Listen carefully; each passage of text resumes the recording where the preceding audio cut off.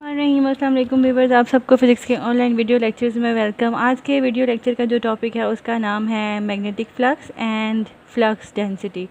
तो सबसे पहले हमने डिफ़ाइन करना है कि मैग्नेटिक फ़्लक्स क्या होता है। तो फ्लक्स जैसे कि आपको पता है कि it is a flow of what, flow of magnetic lines of force from a surface, ठीक है। Magnetic lines of force from a surface which is placed perpendicular to the magnetic lines of force or to some surface which is placed perpendicular to magnetic lines of force, ठीक है जी।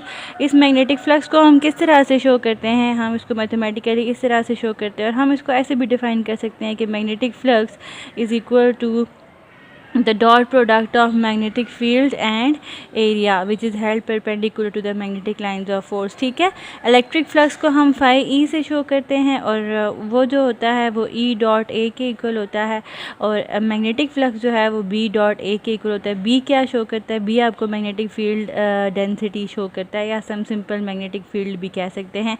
ये magnetic flux है और ये area है।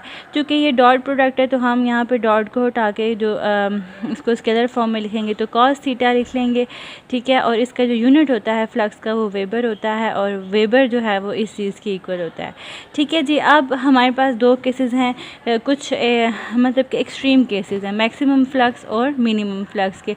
तो देखते हैं कि फ्लक्स कब मैक्सिमम होता है। तो ये देखें, ये मैग्नेटिक लाइंस ऑफ फोर्स मैंने ड्रॉ की हुई हैं, और अब ये जो एरिया है ये parallel to the magnetic lines of force पर, क्योंकि हमें पता है कि कोई भी एरिया हो, सर्टेन एरिया हो, उसकी डायरेक्शन क्या होती है? उसकी डायरेक्शन होती है along the normal to the surface, ठीक है। तो अब ये एरिया है तो इसका आप नॉर्मल ड्रॉ करो तो वो ज़हरी बात है इस तरफ ही आएगा, तो वो बी के पैरेलल में आ रहा है, ठीक है। तो अब हम ये कहते हैं कि ये एरिया जो है वो मैग्नेटिक लाइंस ऑफ फोर्स के पैरेलल पड़ा हुआ है। तो इस केस में चूँकि ये दोनों लाइंस पैरेलल हैं तो एंगल कितना हो जाएगा? 0। तो हमारे पास मैक्सिमम फ्लक्स आ गया है, ठीक है। अब मिनिमम फ्लक्स कब होता है?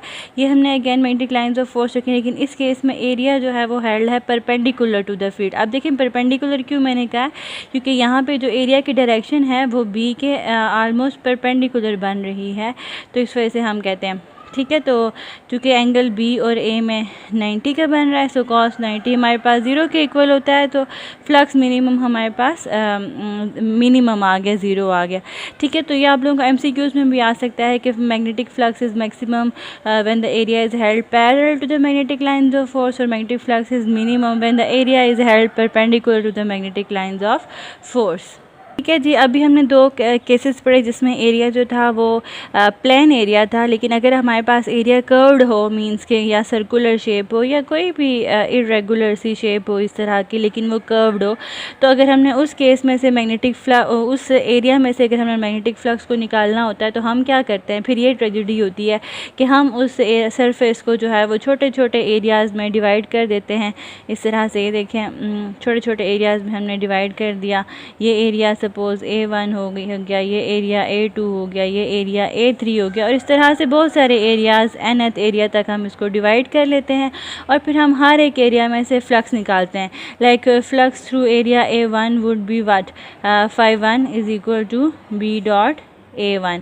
Flux through area A2 would be what, phi2 is equal to BA2। B2 या B1 नहीं लिखेंगे क्योंकि हमारे पास जो मैग्नेटिक फील्ड है वो कांस्टेंट है अक्रॉस द सरफेस, ओके। फिर हमने इन तमाम जो मैग्नेटिक फ्लक्सेस हैं उनको हमने ऐड अप कर देना है इस तरह से, और हमने नेट फ्लक्स निकालना है जो कि फाई के इक्वल होगा, ठीक है। तो this is the procedure of finding out the area through any close surface और एनी कर्व्ड सरफेस, ओके जी। अब है मैग्नेटिक फ्लक्स डेंसिटी क्या होती है। तो जैसे कि आप लोगों को याद है कि जो मास डेंसिटी होती है वो क्या होता है? Mass per unit volume gives you what, mass density. Charge density क्या थी आपके पास? Charges per unit area gives you charge density, ठीक है। तो इसी तरह से मैग्नेटिक फ्लक्स का मतलब, डेंसिटी का मतलब कोई मैग्नेटिक फ्लक्स किसी एरिया या वॉल्यूम पे डिवाइड हो रहा होगा। सो हम इस वन इक्वेशन से ले सकते हैं कि magnetic flux per unit area gives you what, B, और बी क्या है हमारे पास? B is what, magnetic flux density it is, okay.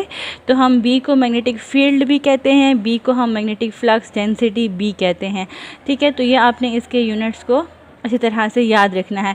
तो अब मैग्नेटिक फ्लक्स डेंसिटी का क्या यूनिट हो जाएगा, फ्लक्स का क्या यूनिट होता है वेबर, और एरिया का क्या यूनिट होता है मीटर स्क्वायर। तो ये हमारे पास मैग्नेटिक फ्लक्स डेंसिटी का यूनिट आ जाएगा। ठीक है जी, ये था बहुत सिंपल सा लेक्चर अबाउट जिसमें आपने मैग्नेटिक फ्लक्स के बारे में सीखा और मैग्नेटिक फ्लक्स डेंसिटी और इसके यूनिट्स के बारे में सीखा। Thank you so much for watching this video and keep watching my videos. Take care of yourself. अल्लाह हाफिज़।